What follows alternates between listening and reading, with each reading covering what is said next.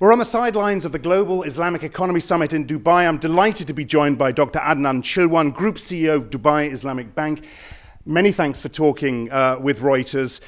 You've just announced a license to increase your stake in an Indonesian bank, Penin, to 40%. Is this the shape of things to come for your bank? Well, the increase in Penin to 40% is a culmination of a strategy that we went to market with in early 2014. Indonesia is an important area for us. It's a part of our Far East Asia strategy.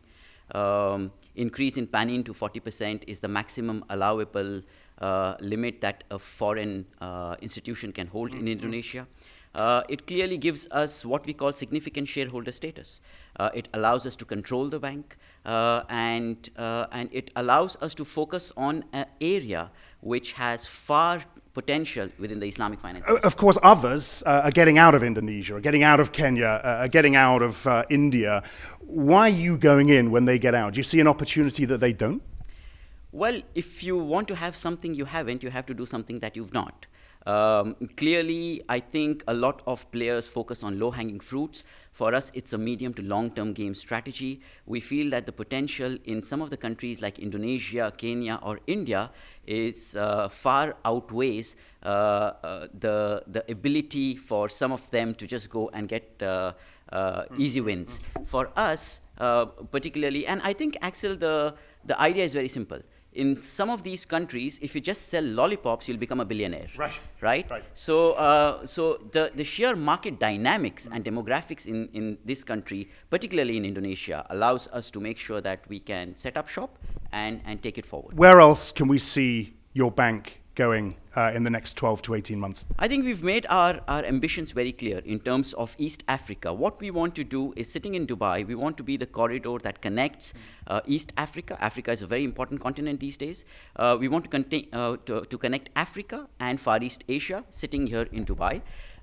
So if you look at East Africa, Kenya is a fantastic starting point. And from Kenya, within East Africa, the belt of the East African belt has Kenya, Tanzania, Rwanda, Burundi, Indonesia, and let's not forget India. Let me ask you, back on Indonesia very quickly, is the regulatory environment more favorable for Islamic banks there than it is here in Dubai, say?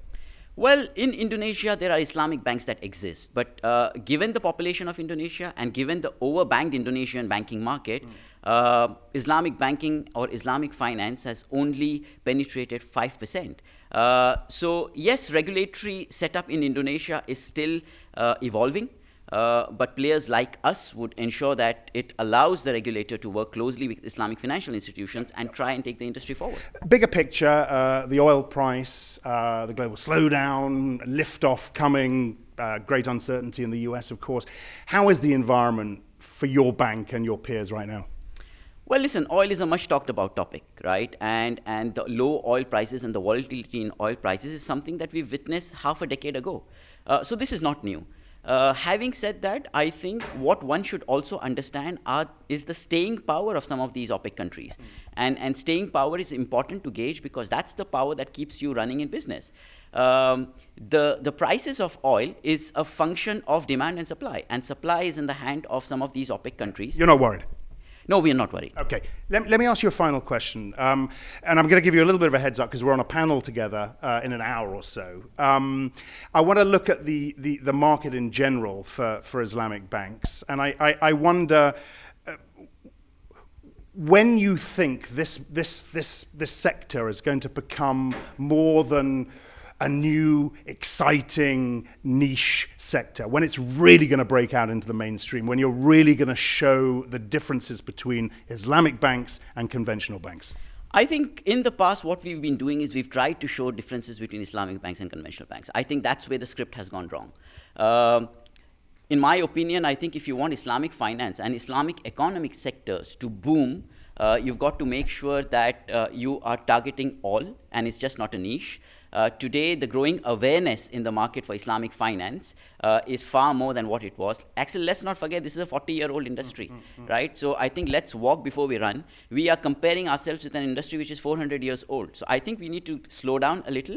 The giant strides that the industry has made in the last 40 years is, I think, something that people should really acknowledge, appreciate. And isn't it a little bit of an excuse? This was still a young industry. I mean, the Airbnbs and the Ubers are extremely young businesses and industries, and they've gone viral very, very quickly. Well, it's not an excuse. It's just because that the script so far has been to focus on making sure people understand what Islamic banking is all about and comparing it with ethical banking.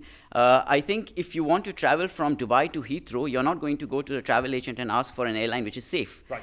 That's within the DNA. You've got to make sure that Islamic finance complies with Islamic Sharia, but I think the proposition needs to be such that people understand that there is more to it than just Sharia compliance. Adnan, thank you very much indeed for talking with Pleasure. us. Dr. Adnan Chilwan, plenty more interviews from GIES today here in Dubai. I'm Axel Threlfall. This is Reuters.